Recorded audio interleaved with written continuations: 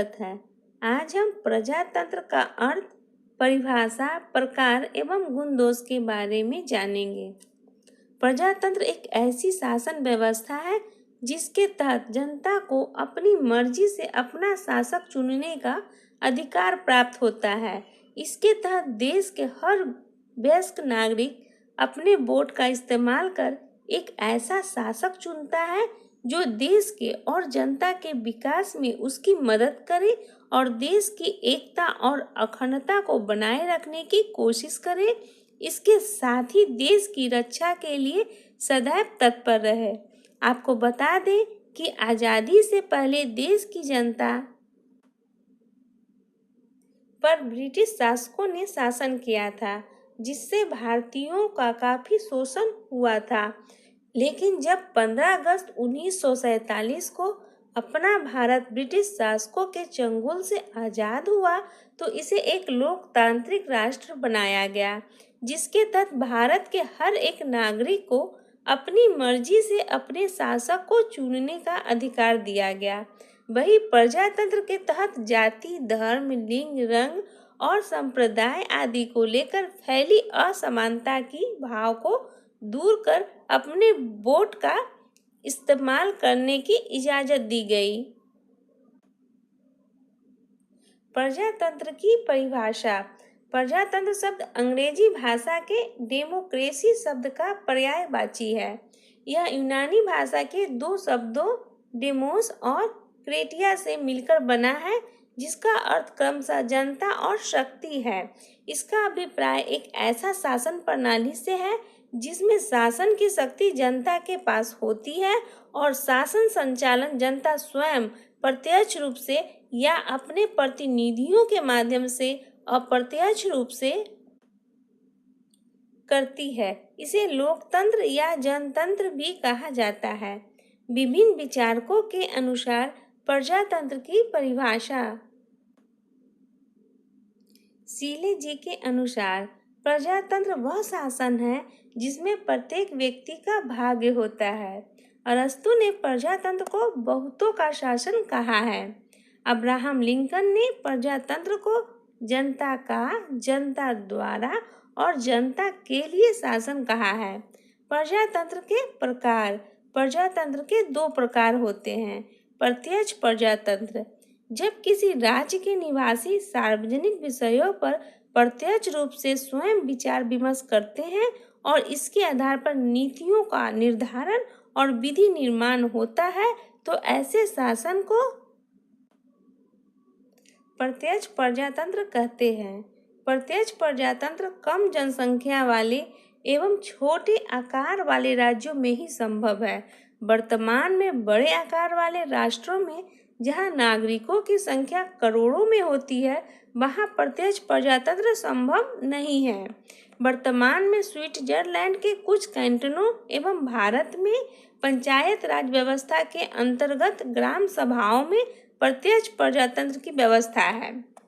दो अप्रत्यक्ष प्रजातंत्र, जब जनता निर्वाचित प्रतिनिधियों के माध्यम से विधि निर्माण तथा शासन के कार्यों पर नियंत्रण रखने का कार्य करती है, तो उसे अप्रत्यक्ष प्रजातंत्र कहते हैं। वर्तमान समय में अप्रत्यक्ष प्रजातंत्र ही प्रचलित है। इसमें जनता निश्चित अवधि के लिए अपने प्रतिनिधि चुनती है, जो व्यवस्थापिका का गठन करते हैं और कानूनों का निर्माण करते हैं। इस प्रणाली में जनता की इच्छा की अभिव्यक्ति निर्वाचित प्रतिनिधियों के माध्यम से होती है। प्रजातंत्र के गुण। लोक कल्याण।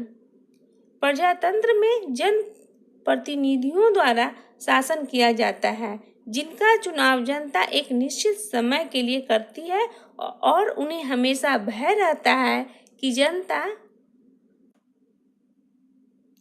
की इच्छाओं, भावनाओं और आवश्यकता के अनुसार यदि वे कार्य नहीं करेंगे तो जनता उन्हें भविष्य में होने वाले चुनावों में पराजित कर देगी। इसलिए प्रजातंत्र में शासक जनता के प्रति उत्तरदायी है और उनके हितों के प्रति सजग रहता है। अतः प्रजातंत्र में लोक कल्याण का पूरा ध्यान रखा जाता है। 2. मानवता के उच्च मूल्यों पर आधारित। प्रजातंत्र समानता, न्याय और भ्रातृत्व जैसी उच्च मूल्यों पर आधारित है तथा इसमें प्रत्येक व्यक्ति की गरिमा का सम्मान करते हुए सभी को समान माना जाता है। जनता की संप्रभुता एवं सहभागिता पर आधारित होने से प्रजातंत्र में व्यक्ति में आत्मसम्मान व आत्मनिर्भरता के उच्च गुण विकसित होते हैं। राजनीतिक शिक्षण। प्रजातंत्र राजनीतिक प्रशिक्षण का उत्तम साधन है। मताधिकार और राजनीतिक पद प्राप्त करने की स्वतंत्रता के कारण जनता स्वाभाविक रूप से राजनीतिक क्षेत्र में रुचि लेने लगती है।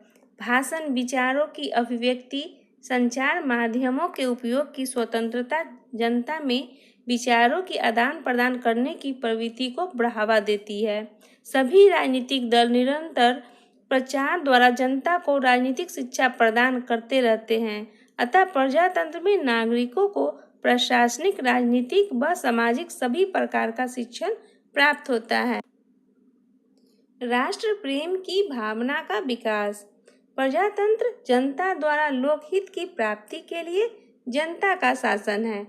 जनता राजनीतिक दृष्टि से सजग हो जाने के कारण सरकार व राज्य के प्रति एक प्रकार का लगाव अनुभव करती है और इस लगाव के कारण राष्ट्र के प्रति प्रेम व राष्ट्रभक्ति की भावना जागृत होती है। नागरिक यह अनुभव करते हैं कि शासन उन्हीं की बनाई हुई व्यवस्था है तथा सार्वभौम सत्ता के अधिकारी एवं स्वामी वे स्वयं हैं।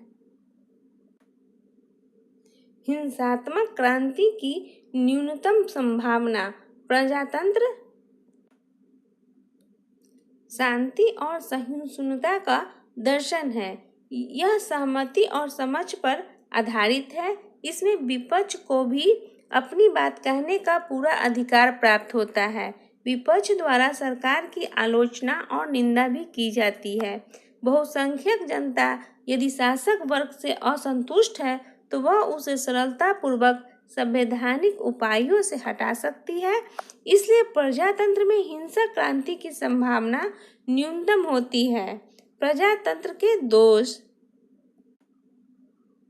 गुणों की अपेक्षा संख्या को महत्व। प्रजातंत्र में गुणों की अपेक्षा संख्या को अधिक महत्व दिया जाता है। इसमें मात्र मतों की गणना की जाती है। प्रत्येक मतदाता चाहे योग्य हो या अयोग्य हो, उसे मत का मूल्य एक ही होता है। प्रजातंत्र का आधार यह अवधारणा है कि सभी व्यक्ति समान हैं, जबकि समाज के सभी सदस्यों की बौद्धिक क्षमता समान नहीं है।